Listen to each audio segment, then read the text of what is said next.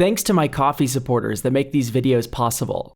You can also get a deck review on my weekly Tuesday and Sunday streams. It's the best way to support the channel. Hello everyone! Recently here at Pauper Night, I learned of a regular group that likes to get together to play some budget Commander with a $25 deck limit. With my friends interested, I knew I had to try it too. Now, while I like a deck building limitation, I knew I didn't want to have a deck that was totally useless outside of this budget play group.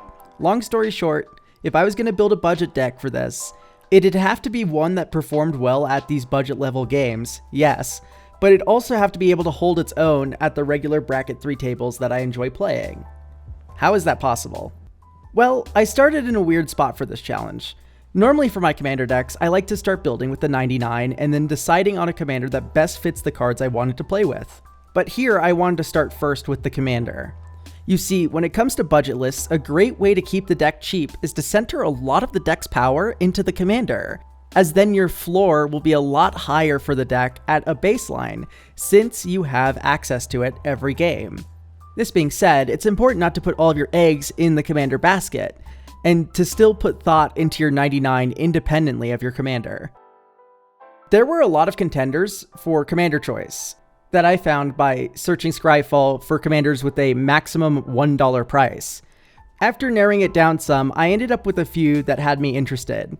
Firstly was Teet, Vizier of Noctimun, which would lean on token clones and the few board wipes that leave behind a token, like Sunfall, Phyrexian Rebirth, and Crush of Tentacles, all of which are super cheap.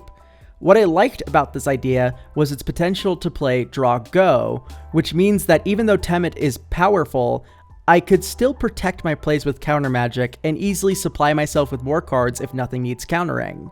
The fact that board wipes are also super powerful in a more budget environment due to their ability to reset parity, and the fact that clones are a great way to steal opposing creatures, even if they are in a different budget ballpark from you, would mean that this deck has a very good capability to punch up, even outside of the budget playgroup. A similar thought in this vein was to play a deck like Athreos Shroudveiled, which makes for a very great theft card. That being said, Athreos' steep mana cost made me a little bit more wary of using him when Temet is such a killer option for cheaper. While the appeal of the Temet list was strong for a multitude of factors, I was also interested in other forms of value generation like doublers that would turn mediocre and therefore cheap cards into more powerful plays. Like take Fury for instance. Being ousted for multiple formats, he's now dirt cheap, sitting at 60 cents for the cheapest printing. Now, Fury is an alright card in Commander, but let's face it, no one's really writing home about a pyrokinesis effect. With a commander like Kirill, though, you could use Fury's Enters effect twice. The same is true for other creatures like Flametongue Kavu, and maybe if you splurged a little, for an 80-cent card like Pyrogoyf, you could use it as well. Mix this in with cards that let you smash your creatures through Defender like a Githzerai Monk or a Subjugator Angel that can be reused with flicker effects, and suddenly you have a great way of building a pretty decent tempo deck. While I had other ideas like a cheating Reanimator deck with Niambi Esteem Speaker that play threats before schedule to take over a game quickly, or a Voltron deck that didn't need to use a lot of the typically expensive Voltron equipment like Ryu Storm's Edge, which you just jam full of start of combat buffs, exalted triggers, and double strike enabling stuff to get a quick, cheesy kill, I felt like these would be way too fragile to work really well for my interests. Instead, I went with old reliable Selesnya, with my choice of commander being Tristani, 3 Whispers, because I wanted to have some fun with a deck that could play around with the multiplayer nature of commander. You see, Tristani here doesn't have to target your own creatures, meaning you can work with opponents to give them double strike or death touch, or like vigilance, I guess? Secondly, anyone who played Standard during War of the Sparks, Guilds of Ravnica that block, and who has played with activated abilities like this, know how cracked they are with Wilderness Reclamation, a card which despite its power is dirt cheap at 40 cents. In fact, we get a second version of this effect in the form of Innocuous Researcher, which while not letting you be as flexible with the mana as Wilderness Reclamation does allow you to develop your board while holding up mana for political plays with Tristani. With the fact that it's on a creature, it compounds the number of ways we can access this effect. The deck runs Moonblast Cleric that can grab Wilderness Reclamation, sure, But the deck runs more budget tutors as well, like Traverse the Uvenwald and Analyze the Pollen, that can't grab the Reclamation directly, but can grab the Researcher or the Cleric. Even with the fact that Innocuous Researcher lets us not cast spells, we can still channel Touch the Spirit Realm to get a spell-like effect. And while looking for similar cards, I totally forgot that Astral Drift was a perfect option to do the same thing. With Astral Drift in the end step land untapping, I also decided to stock up on cycling cards, since generally speaking, the cards have a very high floor, and would make Astral Drift just that much better. So I went ahead and started replacing some lands with ones that cycle, or for cards that land cycle, making my removal suite mostly cycling cards, as well as going up a couple fogs, which had cycling. At the end of it all, I ended up with 20 cycling cards, not including the Astral Drift itself, for what felt like really little cost. And I mean that both in a deck building opportunity cost sense and both the monetary sense as well. Like the most expensive cycling card added was Titanoth Rex at 34 cents, which is my favorite of them, by the way. As it turns out, giving your commander Death Touch and then Trample is a killer move to do, at instant speed too. Anyway, to cap off the cycling package, I went ahead and jammed in a few ETBs that work well with the drift like Eternal Witness, Starfield Shepherd, Heliod's Pilgrim, Reclamation Sage, Woodland Acolyte, Selfless Squire, and Redemption Choir.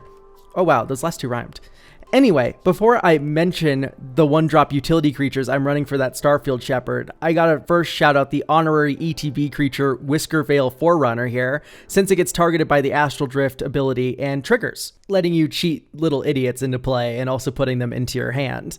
As for those one-drops, besides Mana Dorks, I picked out 4 utility one-drops for the Starfield Shepherd toolbox. Those being Spore Frog to Fog, Haywire Might for card types for Delirium and removal, Nyxborn Hydra, because remember how funny Trample and Death Touch are, shout out to this Pauper all-star finisher, and Topplegeist to be annoying, because I love him and because we already slotted in a few high-floor mill cards with that Traverse the Uvenwald earlier. Speaking of those mill cards, it was around now I began looking for cards with 2 or more card types to make Delirium more consistent when I came across Shigeki, who I had totally forgotten about. In this list, with the help of Innocuous Researcher or Wilderness Reclamation, I could rebuy a ton of cards from my graveyard, especially with the help of one of the high floor mill cards I mentioned earlier that I like to run alongside Traverse the Uvenwald, Grapple with the Past, which can be used to form a value loop with Shigeki. It also works more expensively with Cosmic Rebirth and the combination of Eternal Witness and a Flicker spell. With Fogs in the deck, you will be able to stall out combat from your opponents with this loop, which is super valuable in a tempo-y deck like this to prevent crackbacks. Speaking of value engines, there's a reason to use Tristani's Vigilance mode, and that's for the previously mentioned Whiskervale Forerunner and the just now mentioned Free Strider Lookout, both of which trigger once a turn when you use Tristani's ability and grant crazy card selection and advantage. Now, we've not talked much about the deck's interactive suite, and that's because a lot of the interaction package was already kind of predetermined for me by building around Astral Drift, which means we would have a lot of cycling cards and ETBs that remove things. There was another package of interaction that I added that I feel the need to mention though, those being Goad cards. With these, I can force my opponent's large creatures away from me and give them double strike, or I can cause them to go into a blocker that I can grant Death Touch, with Bloodthirsty Blade being a standout among them, basically acting as a removal engine. In the 1v1, by the way, the ability to make a first striking Death Touch blocker and the fog spells highlighted from earlier carry the deck to a victory, even when you do draw the Goad cards that late into the game, with a special shout out of the play of giving my opponent's last creature double strike when it attacks me, and then casting the Goat Selfless Squire to create a giant monster to kill them with. This is like one of my favorite kinds of decks. Ones that use one-off tutors and value tutor engines to create a stable game plan with silver bullet cards that can then derive its game-to-game variability from interacting with opponents' plays in silly political ways, all for super cheap. I gotta say, I was really happy with how it came out, and I hope that those that try it out like it too. Big shout out and thank you to Tomer, aka Budget Commander, who suggested a couple bangers like Whiskervale Forerunner and Professor Hojo to me, even though I didn't use the Professor because it has an ugly border. Anyway, let me know some of your favorite budget decks down in the comments below. Okay, bye.